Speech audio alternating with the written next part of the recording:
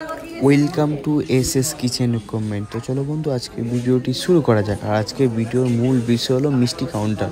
তো এটা টোটাল আছে 10 ফুটের কাউন্টার আছে, 4 ফুট এসি ও 6 ফুট নন এসি কাউন্টার।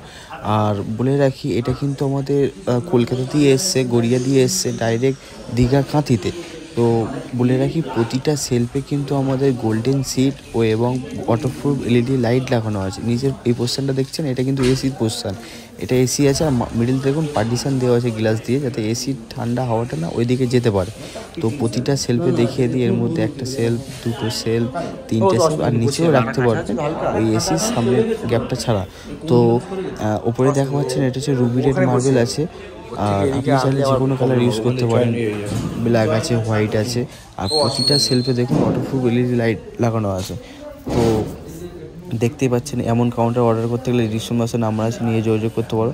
আর বলে রাখি, এটা কিন্তু সিয়ারা কাউন্টার আছে, এর মধ্যে হিটার লাগানো আছে। এটাও সেম 3টে কাঁচের সেলফ আছে এবং একটা স্টিলের সেলফ আছে।